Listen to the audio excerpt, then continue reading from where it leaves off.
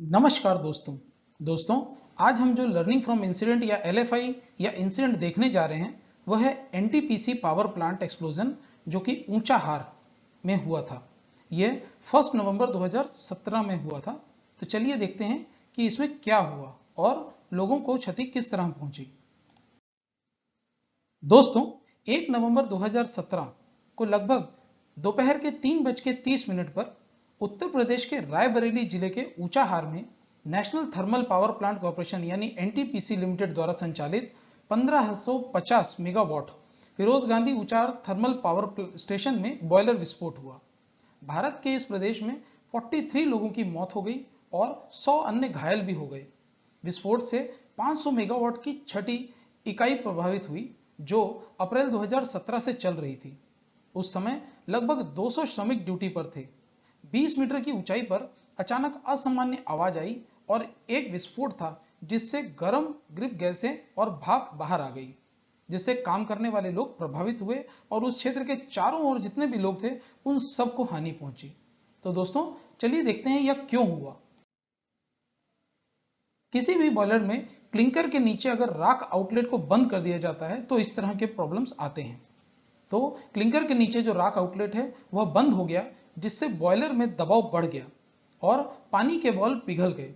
Boiler के आसपास दबाव में 5 mmWc के सामान्य उतार चढ़ाव की तुलना में 350 mmWc का उतार चढ़ाव हुआ। उच्च दबाव तथा उतार चढ़ाव ने बॉयलर के एक तरफ से एक अंतर पैदा किया जिसके परिणाम स्वरूप तेजी से गैसों में उछाल आया और भाप का अचानक पलायन हुआ ध्वनि के साथ। यह राख के साथ मिश्रित हो गया जो 200 डिग्री सेल्सियस के तापमान पर था, जिससे उच्च तीव्रता वाला विस्फोट भी हुआ और इसी की वजह से लोगों को हानि भी पहुंची। तो चलिए देखते हैं कि क्या गलत हुआ था। What went wrong? जो नीचे राख हॉपर में राख स्तर संकेतक स्थापित नहीं किया गया था।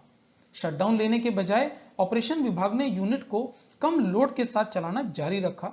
यूनिट को बंद करने से हादसे को रोका जा सकता था, लेकिन ऑपरेटिंग स्टाफ ने इसे नजरअंदाज कर दिया।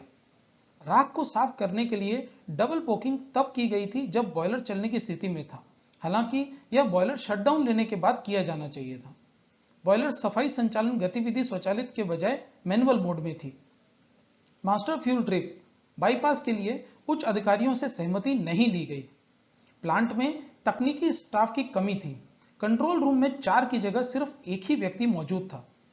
चलने की स्थिति के दौरान बॉयलर क्षेत्र में अधिकतम 6 लोगों की आवश्यकता होती है। हालांकि हादसे के वक्त 300 से ज्यादा लोग वहां पर कार्य कर रहे थे। बॉयलर क्षेत्र में कोई प्रारंभिक चेतावनी या अलार्म नहीं था। प्रत्येक नए थर्मल पावर प्लांट को परिचालन में लाने के पहले वाणिज्य संचालन के लिए प्रमाण पत्र प्राप्त करना जरूरी होता है। इसके लिए इकाई के प्रत्येक भाग का निरीक्षण किया जाता है और इकाई के वाणिज्य संचालन यानी COD की घोषणा के लिए प्रस्तावित किया जाता है और इसे केंद्रीय विद्युत प्राधिकरण CEA को भेजा जाता है, जो संयंत्र की शुरुआत के लिए अनुमोदन से पहले इकाई को सिंक्रोनाइज करता है।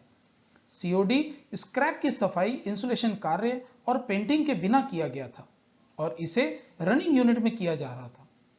फायर हाइड्रेंट, लाइन और डिटेक्शन सिस्टम प्रतिक्रिया देने में विफल रहे तथा अनियमित कालिक या जो उसका स्प्रे था वो फूका जा रहा था या वहां पे था। तो दोस्तों इन सभी वजहों की वजह से वहां पर इस तरह का जो विस्फोट वह हुआ। तो दोस्तों अगर आपके यहाँ भी यूनिट्स हैं तो आप उनमें इन सभी चीजों का ध्यान रख सकते हैं और यह दुर्घटना दोबारा नहीं हो इसको हम इंश्योर कर सकते हैं।